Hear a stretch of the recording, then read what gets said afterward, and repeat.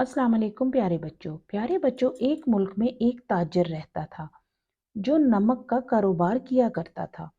उसके पास एक गधा था। वो गधा बच्चों बेहद सुस्त और काहिल था। उसको आराम करना और खाना पीना बहुत पसंद था। काम करना तो उसे बिल्कुल पसंद नहीं था। ताजिर नमक को तैयार करता और फिर उनको बोरियों में भरता और गधे पर लाद कर उन्हें बाजार ले जाता और फिर बोरियों को फरोख्त करता। लेकिन गधे को ये काम करना बिल्कुल अच्छा न लगता।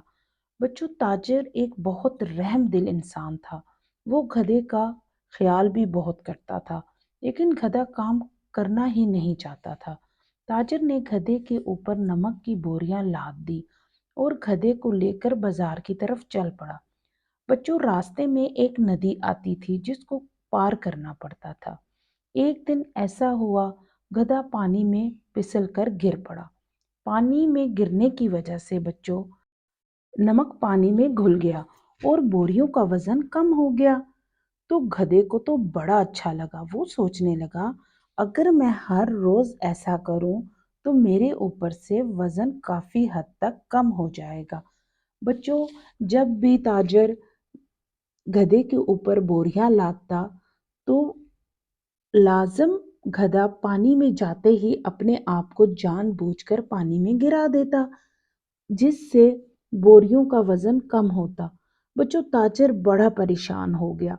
रोज सोचने लगा कि नमक का वजन दिन ब दिन कम हो रहा है और उसकी आमदन पे भी बड़ा फर्क पड़ने लगा। बच्चों, एक दिन ताजिर को बहुत गुस्सा आया।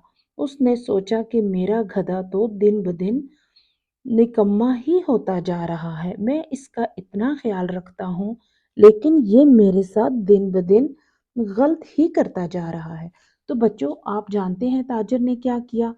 अगले दिन ताजिर ने गधे के ऊपर जो बोरियां लादी उसमें ढेर सारी रुई डाल दी। बच्चों, जब गधे के ऊपर सामान लादा गया तो गधे ने सोचा, आज तो वजन बहुत कम है।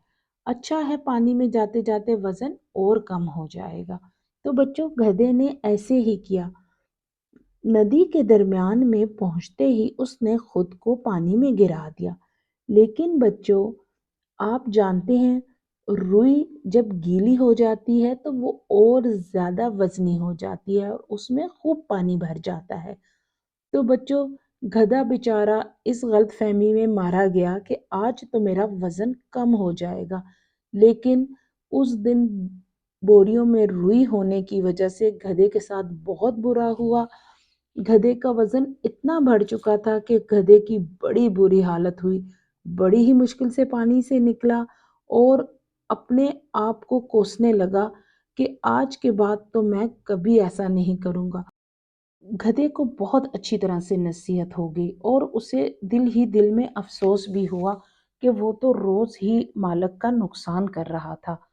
बच्चों, आज के बाद गधे ने दोबारा ऐसा कभी नहीं किया।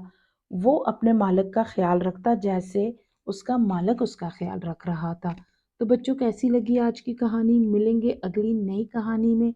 मेरे चैनल को सब्सक्राइब कर दीजिएगा। अल्लाह हाफिज।